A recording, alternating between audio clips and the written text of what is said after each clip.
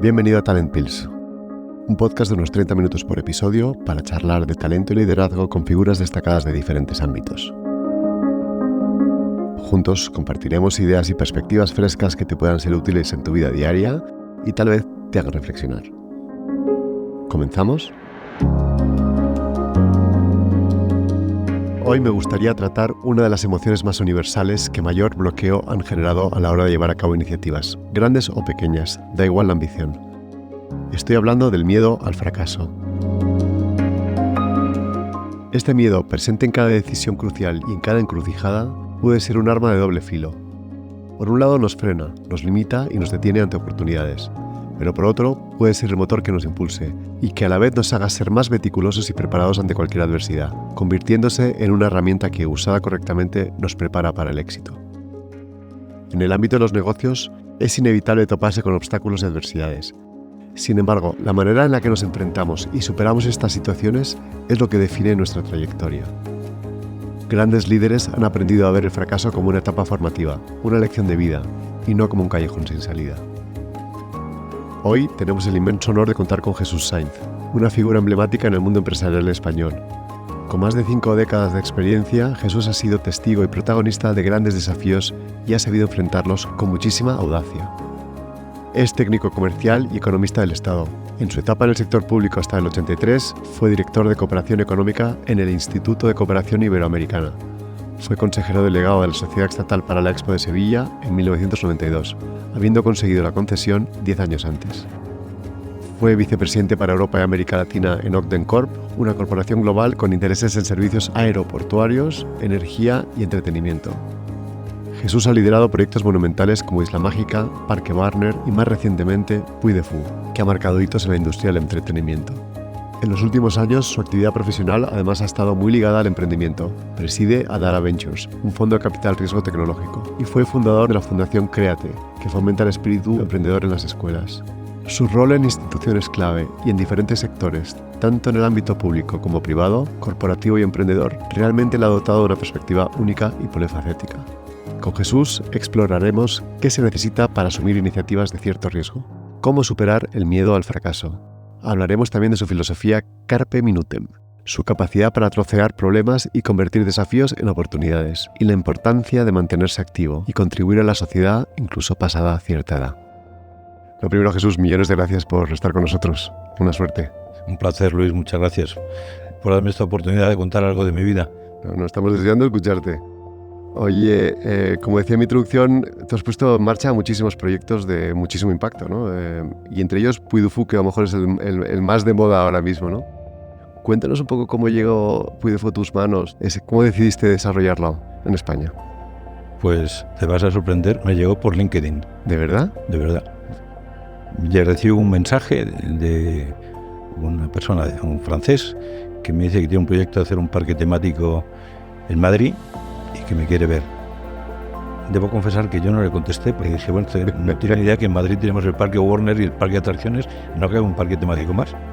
Pero a los pocos días me insiste que viene a Madrid y que me quiere ver, entonces entré en la web y cuando vi lo que era Puy de Fou, que era un parque temático sobre la historia de Francia, increíble, y vi algunos vídeos, me di cuenta de que esto era algo muy distinto, entonces ya me entrevisté con él y cuando vino a Madrid me explicó que estaba empezando a hacer un parque fuera de Francia.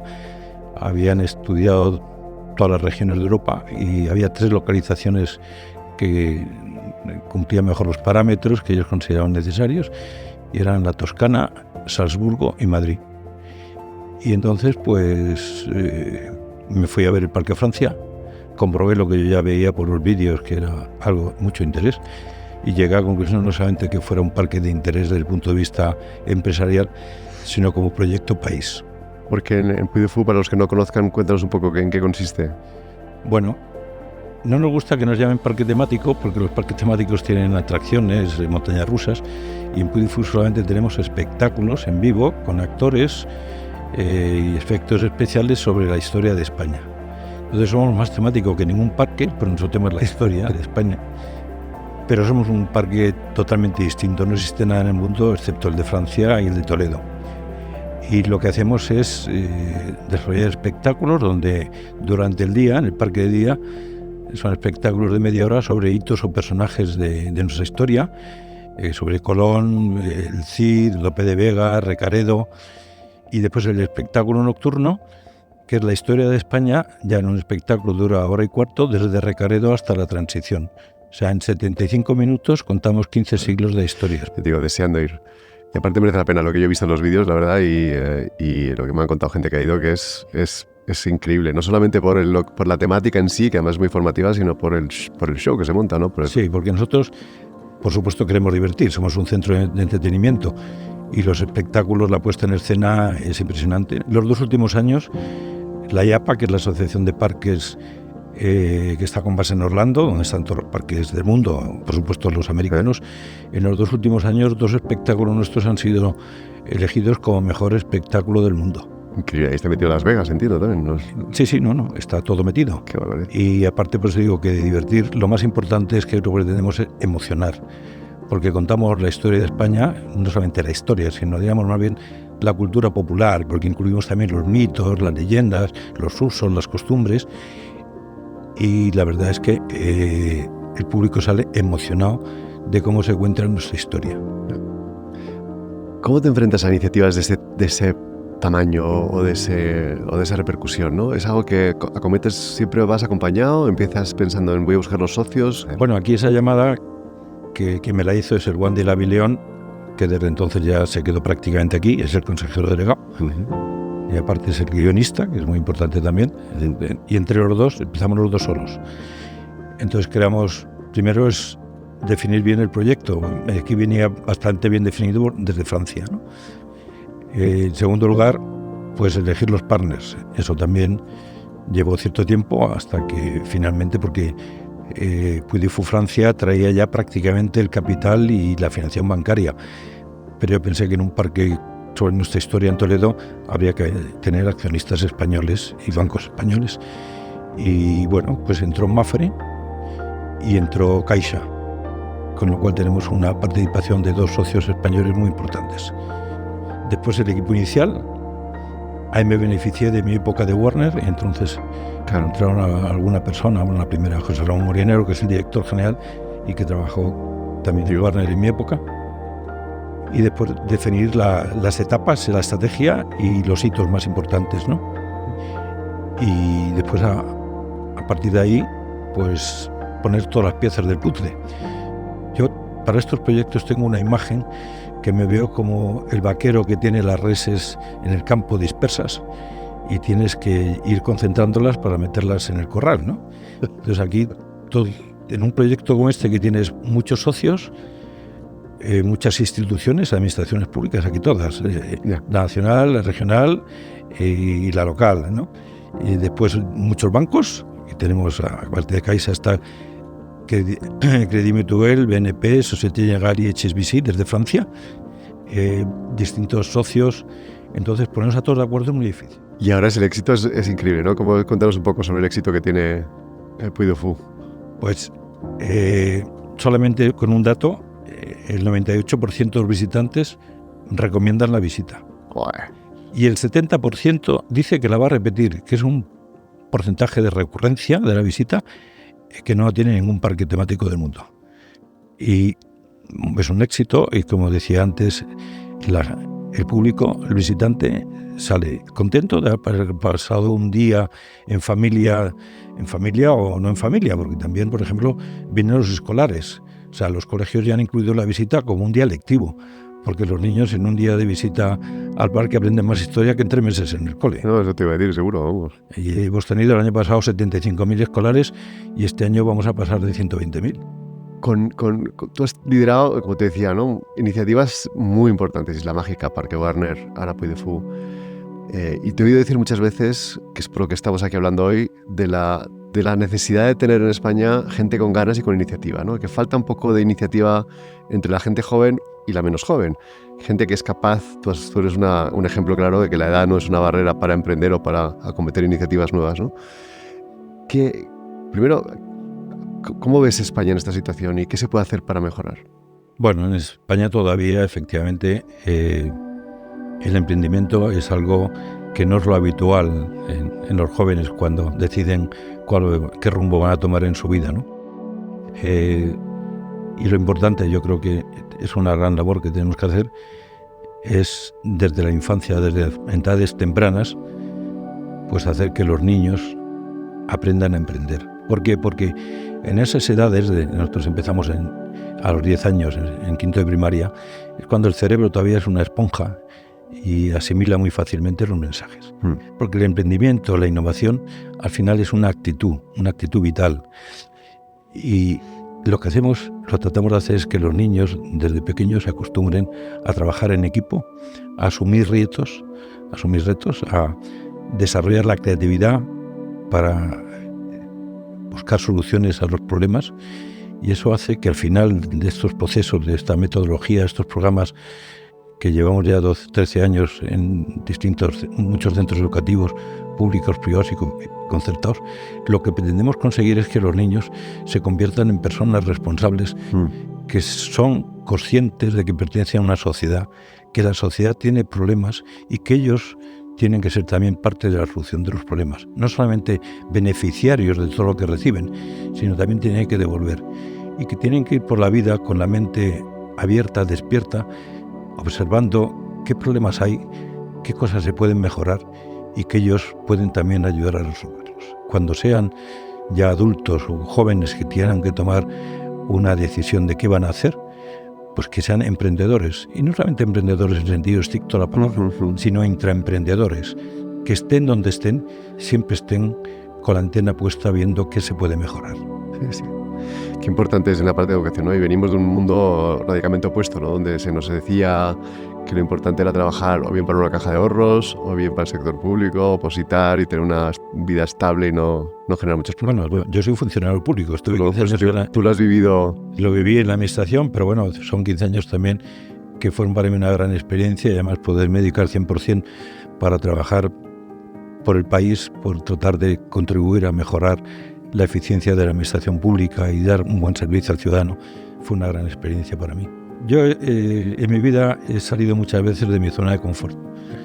No sé cuántas, pero yo he estado en 15 o 20 puestos distintos y responsables distintos, tanto en la administración pública como privada. Y eso es una experiencia para mí muy gratificante, porque te obliga siempre a estar tratando de estar al día, de motivarte, de tener ilusiones nuevas, nuevos proyectos. En fin, yo lo aconsejo. Me gustaría que, pues claro, para los niños, se está cambiando el sistema educativo. Es verdad que cada vez, gracias a Dios, y estamos todavía años luz, lo que estáis haciendo desde la Fundación es algo muy importante. Yo creo que poco a poco los colegios están empezando a darse cuenta de la importancia de ciertas actitudes al respecto de cómo enfrentarte a los miedos, de cómo enfrentarte al fracaso. Pero la gente un poco más de mi edad o un poco, ¿no? Incluso la gente que se ha graduado hace unos años o gente mayor, ese miedo al fracaso es algo muy inherente en nosotros, es algo que nos han enseñado en nuestra educación. Oye, no puedes fallar, asegúrate que tienes control de todo lo que haces. ¿Cómo te has enfrentado tú a esos miedos? A asegurarte que no solamente te sales de fuera de tu zona de confort, que esa es una, pero por otro lado es que esto es inherente, el posible fracaso ante nuevos proyectos, de la envergadura de los que has liderado además. Yo lo que he procurado siempre en mi vida hay algo muy importante, que es anticiparme a los problemas. No me gusta que los problemas me sorprendan. Entonces, siempre he procurado tener planes B y C. Eso es algo importante, para estar tranquilo y confiado de que, bueno, si esto falla, tienes una alternativa. Y después, me he acostumbrado desde muy joven a tomar decisiones. Mi primer trabajo, cuando acabé ICADE, fue en Sears, cuando Sears empezaba en España, y fui responsable de comprar la colección de zapatos que se vendió en el primer almacén en Barcelona. Yo con 22 años, pues tuve que tomar decisiones y yo no sabía nada de zapatos, tuve que aprender en unos meses. Pero después mi primer trabajo en la administración, en el Ministerio de Comercio, en aquella época el comercio estaba totalmente intervenido. Yo tenía que firmar todos los días cantidad de licencias de importación, distribuir contingentes de cupos, que a lo mejor había una demanda de 30 o 40 veces para el cupo, tenía que distribuirlo, o incluso hacer compras de comercio de Estado. Yo compraba la carne, el cacao, en fin, en aquella época todavía existía la Comisaría de Abastecimiento y Transportes, que los jóvenes no sabían lo que era aquello, pero estamos en plena autarquía. Entonces, desde muy joven, en primeros puestos, tuve que tomar decisiones, y eso me ha facilitado mucho después en la vida para ser ejecutivo, porque cuando no tomas decisiones te equivocas siempre y siempre surgen problemas. Hay personas que se enfrentan a un problema y es que se enfrentan contra un muro. Yo distingo dos tipos de problemas. Hay los problemas normales, que pueden ser un muro de ladrillo. Hay gente que quiere derribar el muro de ladrillo. Yo creo que hay que trocear los problemas y eliminarlos ladrillo a ladrillo. Y es la manera de solucionar todos los problemas que te vas encontrando cuando estás desarrollando un proyecto de esta envergadura. Después hay problemas que no tienen solución, que son un muro de hormigón. Eso no hay manera de trocearlos. Entonces, cuando yo me enfrento con un problema que no tiene solución, para mí deja de ser un problema y se convierte en un dato. Es una variable exógena en la ecuación. Entonces tengo que darle la vuelta. Me quedo con lo que has dicho de que efectivamente los muros a veces cuando son de hormigón no son cosas que quebrantar o rodear o saltar, sino que son datos. Y eso es algo que mucha gente no se da cuenta, porque intenta seguir dándose cabezazos contra el muro. La gente fracasa porque se estrellan contra un muro de hormigón. Sí. Y a veces es muy importante dar dos pasitos para atrás, atrás, mirarlo a los lados y decir, vale, ¿y ahora qué dirección tomo y cómo utilizo esto como dato adicional? Sí. Efectivamente. Y lo que también otra cosa que me gusta que has dicho en los procesos de innovación, que ahora está muy de moda en compañías de innovación, el tema de tener mi plan B, C y D, ahora lo llaman hedging, que es muy parecido, que es al final es decir, oye, pues si yo voy a investigar temas de inteligencia artificial, voy a explorar, pues a lo mejor no me sirve para este fin concreto, pero todo lo que he aprendido de inteligencia artificial luego lo voy a poder aplicar a otras cosas, ¿no? Eso es un poco lo mismo, ¿no? Exactamente. Y eso que es verdad que es muy importante para cada uno de nosotros, luego como líderes de equipos nos cuesta que nuestra gente o la gente que está trabajando asuma riesgos o tome decisiones difíciles o que se meta en charcos un poco, ¿no? Pero creo que es algo que hay que ayudar a fomentar a que exista a nuestros hijos. Es verdad, a la gente que realmente es parte de tu desarrollo profesional, ¿no? ¿Qué se puede hacer para que aquellos que lideran equipos, aquellos que tienen un liderazgo de empresa, también fomenten esa cultura de que hay que asumir riesgos y hay que tomar decisiones difíciles en sus equipos? Bueno, yo de entrada siempre me he procurado rodearme de los mejores en los equipos. Yo reconozco que hay muchas cosas que sé muy poco. Es decir, pues tengo un buen director de marketing que sabe mucho más de marketing que yo, un buen director financiero que sabe de finanzas más que yo. Siempre he procurado rodearme de los mejores. Hay algunos que prefieren rodearse de gente que sabe menos para que no les hagan sombra. Yo no tengo ningún problema. Que reconocer que mi equipo, cada uno de los suyos, sabe mucho más que yo y delegar en ellos. Una vez que los has elegido, tú eres el responsable. Delegas en ellos y si cometen errores, asumes la corresponsabilidad también. Es decir, delegar, pero también saber que si cometen algún error, trabajando, haciendo las cosas como es debido, pero las cosas no salen bien, pues que la responsabilidad no es solo suya, sino también que yo asumo mi cuota de responsabilidad. Delegar de verdad, que es delegar decisiones, no delegar tareas, que es lo que delegar decisiones, pero sabiendo que estoy detrás y que lo que ellos toman, las decisiones que ellos toman, yo estoy detrás de ellos y me siento responsable de las mismas. Sí, importante es eso. ¿Y cómo mantienes personalmente la moral alta en situaciones, habrás vivido situaciones muy complicadas, de haber visto las cosas negras o haber visto riesgos que ese plan B o C empieza tampoco a salir? ¿Cómo mantienes la moral alta tuya y la de tu equipo? ¿Qué haces para ese miedo que te puede crecer o que te puede superar, que no te domine? En primer lugar, a mí me da mucha confianza cuando veo que las tomas de decisiones, los procesos se han llevado adecuadamente. Es decir, que no hemos tomado ninguna decisión a la ligera, que están fundamentadas, que después, desgraciadamente, a veces no funcionan. Y tener el plan B da mucha confianza. Eso es, por supuesto, como decía antes, fundamental, porque algunas sorpresas te vas a encontrar. Y de cara al equipo, pues también en muchas ocasiones yo he asumido problemas que no he compartido con ellos. Es decir, yo creo que el líder tiene que asumir también su cuota de responsabilidad y de no compartirlo, porque entonces pueden ocurrir que el equipo caiga también en una situación algo pesimista. Me he tragado muchos problemas yo solo, pero bueno, eso es el líder, para eso está, para liderar y asumir una responsabilidad que no puedes compartir con el equipo. Siempre se ha ligado, ahora se está ligando emprender o liderar iniciativas nuevas con la juventud. Mundo emprendedor, lo que estamos viendo. Y se ha visto la edad, se ve como una barrera hacia cuanto más se da, más aversión al riesgo. Y tú eres un ejemplo claro de lo contrario. ¿qué podemos decir a aquellos que ya tienen esa edad o están en esa edad y que efectivamente liderar iniciativas, asumir riesgos, tener grados de libertad de decisión, incluso con la edad puede ser incluso más positivo, ¿no? ¿Qué podemos...?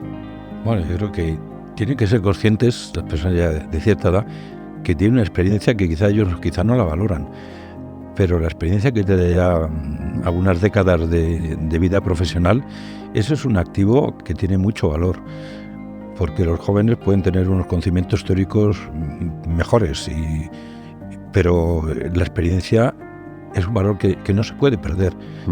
A mí me da mucha pena cuando veo que en España hay veces procesos de jubilaciones anticipadas. Sí. Porque personas que tienen unas grandes capacidades y experiencia se pierde. Es un activo que pierde el país. Claramente. Por ejemplo, en Japón, cuando se está acercando a la edad de jubilación, lo que hacen las empresas es que esas personas empiezan a reducir la jornada laboral y entran jóvenes. Pero hay un solapamiento en el tiempo y esas personas, antes de jubilarse anticipadamente, por supuesto no, pero incluso de golpe, tienen la posibilidad de durante cierto tiempo todavía compartir su experiencia, sus conocimientos a los jóvenes que entran en la empresa.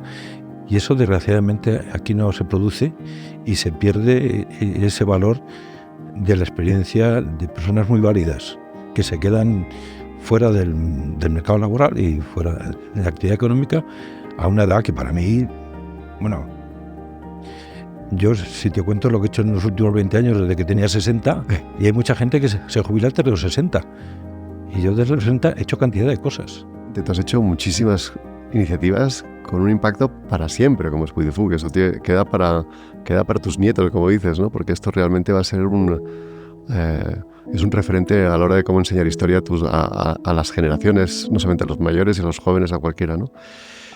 Pero desafortunadamente estoy de acuerdo, lo trataba con Jaime Carvajal en un episodio, que la tristeza que existe, el perder talento muy válido, pasados 55 años, pasados 60, pasados 65, pasados 70, gente que es realmente importante y que lo ha sido y que serían claves en ayudar a seguir ayudando a la sociedad.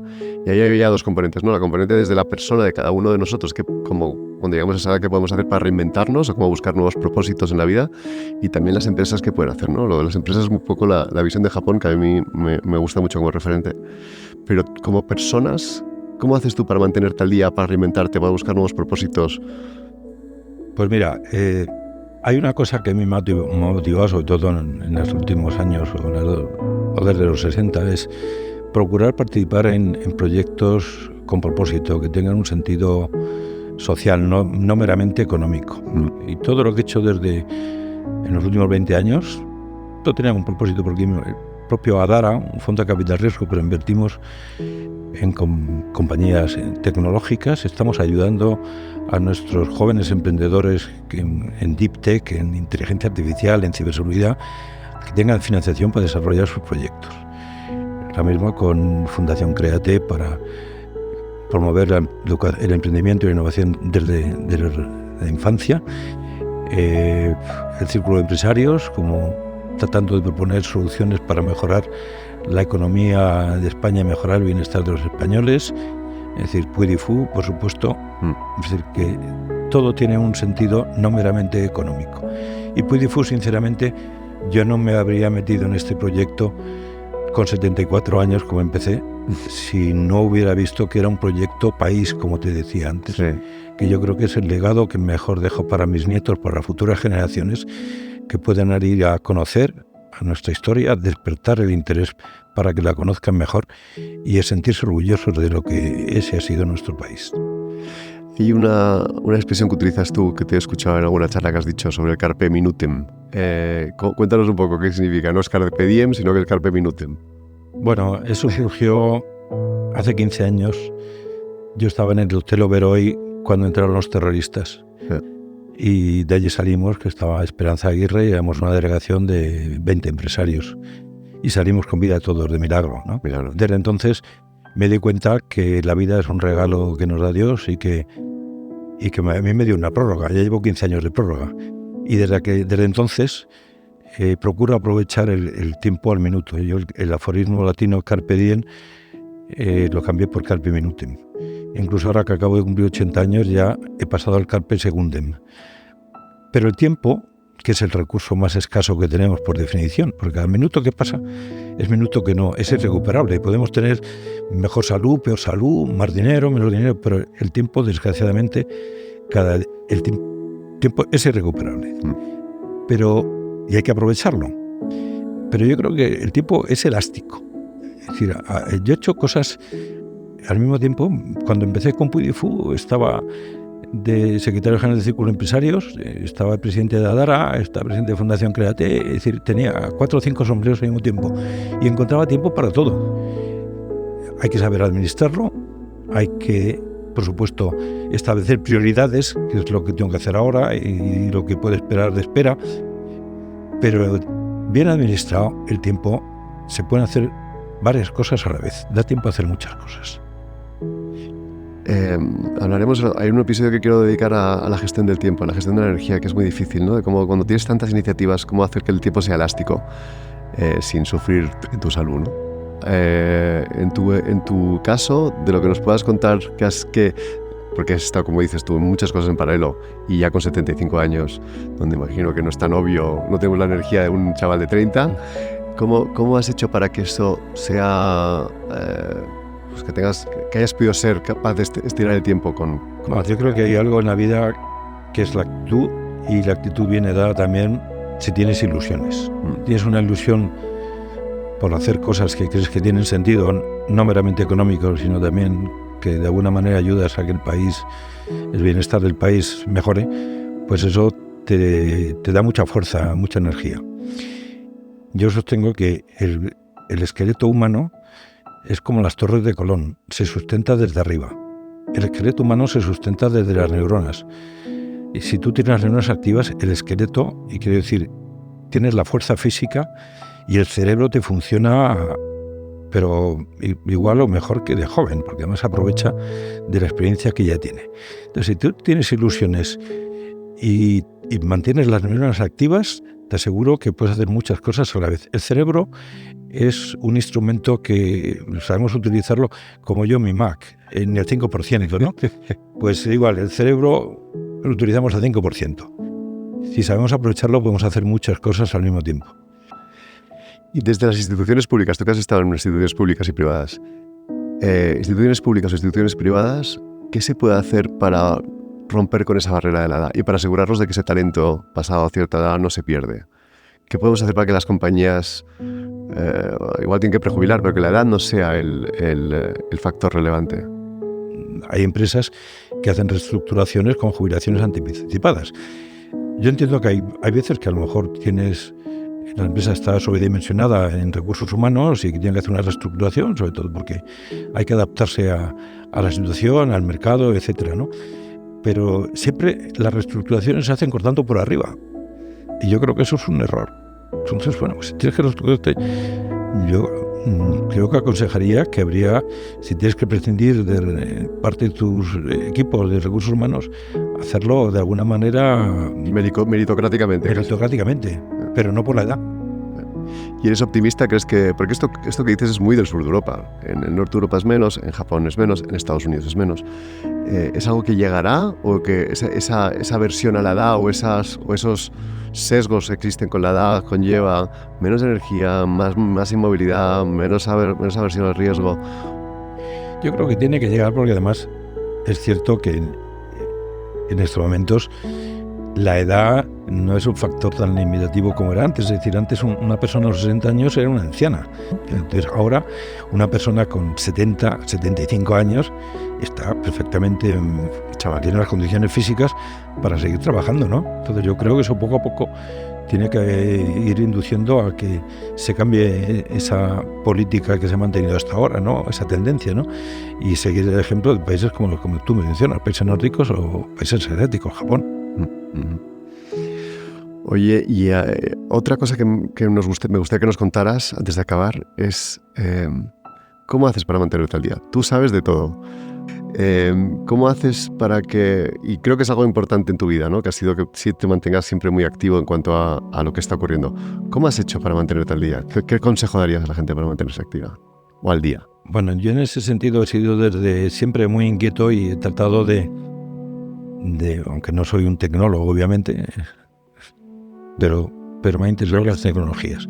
Y siempre he estado muy inquieto. Yo en los años 90 ya trabajaba, cuando estaba en Ogden Corporation, ya utilizaba el correo electrónico y estaba metido en la red. Y bueno, y sobre todo a partir del año 2003, cuando creamos Adara, pues entré en un fondo de venture de Deep Tech, y yo, claro, de eso no sé nada.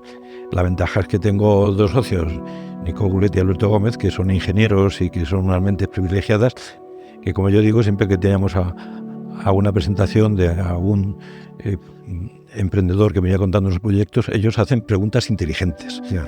Yo no, pero bueno, yo ahí aporto mi conocimiento del mundo de los negocios, ver cómo funciona el business plan, cómo se monetiza la tecnología, etcétera.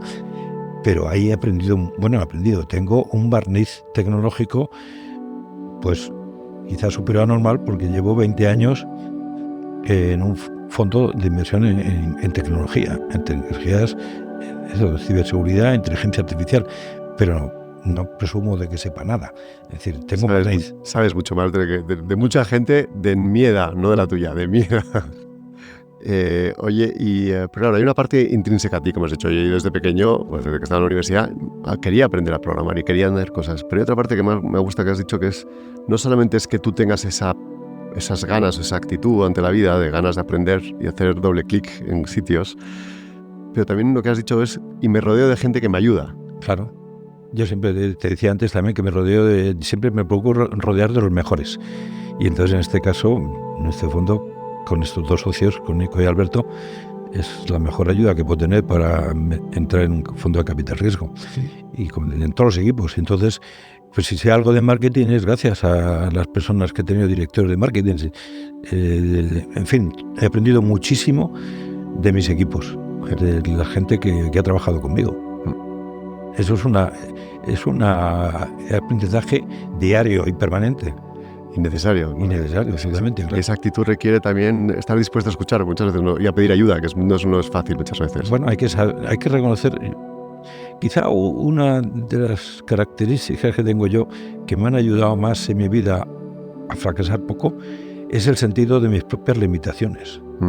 Entonces, por eso me rodeo de los mejores, porque yo conozco mis limitaciones, que yo no tengo conocimientos específicos de temas que son necesarios para desarrollar este tipo de proyectos, ¿no? Entonces, me rodeo de los mejores, aprendo mucho de ellos.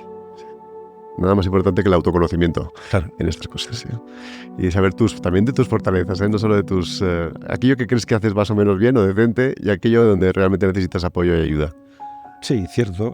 Yo sé en lo que puedo ser bueno, ¿no? Sí. En lo que puedo ser bueno. Y efectivamente, hacer proyectos complejos con muchas partes implicadas, pues es algo que he hecho desde hace muchos años y no se me ha dado mal. Entonces tengo una cierta experiencia. Por eso te llamaron de LinkedIn, que manda narices, que fuera por LinkedIn. Bueno, para mí fue una gran sorpresa, y se lo digo al country manager de LinkedIn en España, que digo, puedes decir que Puidi fue gracias a LinkedIn.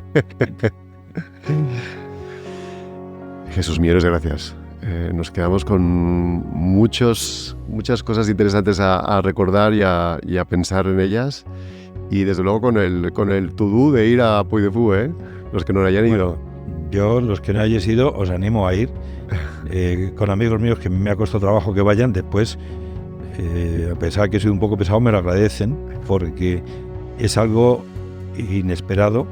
Yo a todo el mundo digo, mira, habrás visto espectáculos muy buenos del Circo del Sol, o una ópera en la Arena de Verona o en Las Vegas. Pon las expectativas muy altas y verás cómo las expectativas después no se quedan defraudadas. Al revés, te quedas corto. Bueno, deseando ir yo. Parece que me ha patrocinado Puy de Fou, pero que nada que ver, pero porque tampoco he ido, y deseando ir, de verdad. Bueno, pues espero que vengas pronto. Muchísimas gracias a ti, Luis, muchas gracias, de verdad. Gracias a ti.